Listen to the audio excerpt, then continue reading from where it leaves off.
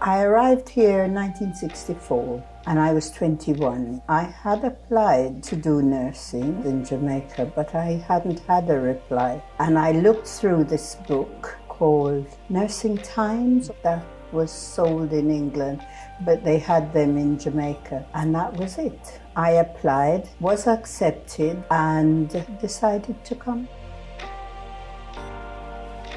I started in Southern Health as a medical secretary for mental health, so I was taking the phone calls from the practitioners, and then I decided to move over to UHS in Southampton as a discharge officer in 2018. My parents had spent awful lot of money on my flight. Arrived there, I was put on a train from Waterloo to Southampton. My training started at Moor Green, and you spent 6 months there. I did not know that Moor Green was a geriatric hospital. That's what they were called in those days.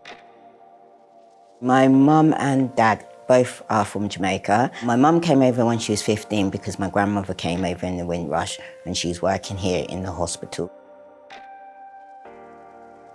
You had to move to each of the hospitals to do your training. In the back of my mind, I was thinking, I won't be here for long. But I was awarded a prize. I was a foreign student who had made steady progress and good citizenship. Our job is that when someone comes into hospital and they had a fall or just not coping in the community, then we arrange getting them a safe discharge home. So that could be a package of care for them to get home, or a bed to assess to see if they would improve, or it could be rehab. It's quite a Victorian hospital. There was a huge middle, like a big sundial, and then the wards went all the way from there to where casualty is now. It was overwhelming because it's such a big hospital. For me, it was getting used to navigating which sides were the different wards. Southampton General Hospital is very modern. Each ward is being updated. My first placement was in the acute medical unit. When you get admitted, they take you straight into MU, and that's really busy, so the turnaround is very quick. It was very, very strict. You call them staff nurse or sister, Mr. or Mrs. The consultants, yes sir. I was quite disciplined, and they knew that too. I was called by Miss Brett. She had 2 foolscap reports on her desk, and I read them. I just laughed. They said, she's very good with her patients, but she can be sharp. And I thought, oh. And then there was this wonderful report from London, and she said to me, are they talking about the same person, Mrs. Scott? Yes, they are, Miss Brett. So what happened? Well, the person who's written that report doesn't even know me. I think the last time I ever saw him was when he handed me my prize. Prize? She said, Mrs. Scott. They do spot checks on the wards, so they're quite strict about how we've left and cleaned up the equipment. Uniform-wise, I think they've relaxed a little bit. I first joined it during COVID, and I was told that we could not wear our uniforms to and from work, so we had to get changed in work and then changed before going home. We can now wear our uniform outside. It's down to personal preference. If you were an enrolled nurse, you had a plain green dress. If you were a staff nurse, you had a purple dress, then had the frilly caps like the sisters. And we were all issued with a cape, navy blue on the outside and red on the inside. When I wore my uniform, it gave me this wonderful feeling of achievement. You can always tell who's the nurse in charge. The nurses obviously got blue tunic. The matrons are in purple. Band 8s are in a dark blue tunic and trousers, and you've got a red band. For my uniform, I'm in a green jersey and it's got discharge officer written on it. When I was growing up, I didn't see staff in their uniform. They was always dressed in their normal clothes and then going into the hospital and changing. Breakfast came in a huge trolley up from the kitchen, and we had to serve it.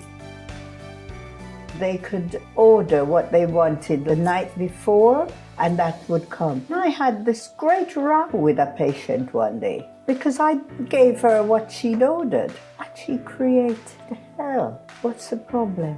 I don't eat fish. It's fish pie. I said to her, did you order it? She said, yes. I said, did you expect to find chicken in it? And she went ballistic. And she wrote this letter of complaint, and then I had to go and see the matron.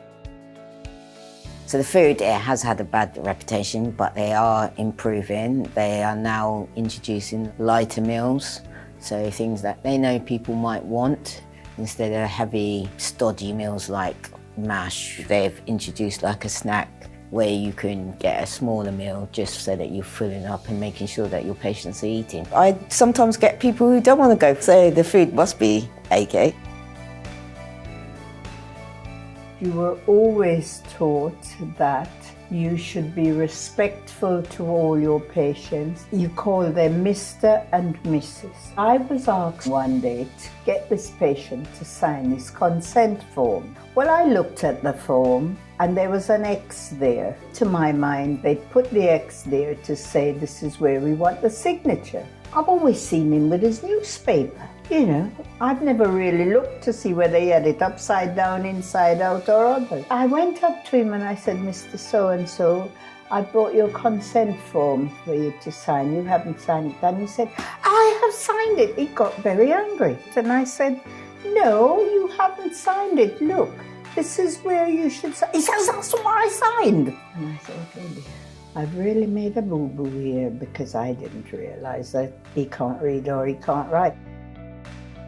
Our objective is patient first. So if someone is saying they want to go home and we've had a report that they're not coping, then we look at how can we get them home? How can we have a safe discharge? So it might be increasing their package of care for how many weeks. It might include doing a house assessment and getting them roused and mental capacity assessment so that if they have capacity and they want to go home, it's documented.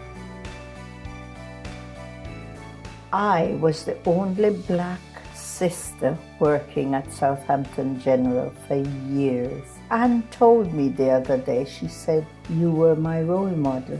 I said, what? She said, yes. I was really taken back. The Windrush Generation helped to build the NHS because I think a lot came over here to be nurses to do that caring role. I think it's really important that they are recognised for the work they have done and some of the racism they had to face. To get up and know that they had to go to work and face that, they made a lot of sacrifices. They were dedicated, and if they didn't come to this country and really supported and built, I don't think we would have the service that we have now. Hospitals are much improved in that certain parts of the hospital you can get everything done and you don't have to go to outpatients and wait a long time. In neurology, if they needed to have certain tests and have catheters in, we would have to send them back down to the Southampton. Now they've got this wonderful unit here where everything is done for them. That sort of thing I think is wonderful for patients. Today is more relaxed, everybody's helpful, so you feel that you can go to anybody. Every member of staff has to do allyship, which is talking about diversity, race, taking into account everybody, is having that strength and the courage to actually stand up on a ward when you see something wrong and support your colleagues. You had a bleep, and if you had the bleep, you were in charge. It was like a small mobile phone, but it went off with a sound, and if anything happened, a cardiac arrest or anything, then you had to run to that place. You would see everybody running in the corridors. Everything is now on a computer, so the doctors are now walking around with iPads. They can see all the x-rays, the results. I think it's a much better system now because it can capture everything. If they have the qualifications and they want to do nursing, they should do it. I don't think it's as physical as it was when I was trained. There are new technical abilities that are going on, and it's a good job. It's a worthwhile job, and it's worth doing well. It's such a big employer. It's diverse. It gives a good reflection of the community. And fair play, they did give the Windrush Generation their first jobs. They are an employer that embraces other people's cultures, and it's in the heart of the community. The National Health Service was a wonderful thing for this country. There was a pride when I had a very ill patient and they got better, and you see them get dressed and walk out at that door, you think, how good. We've all worked and done it for them. I'm walking in their footsteps. I'm really proud, and the Windrush Generation's getting older. They're coming into hospital, and it's important that I get them the right care, to honour them, to recognise actually you've worked in the system, let the system look after you, and let's do a safe discharge, and let's make sure that you do get what you're entitled to.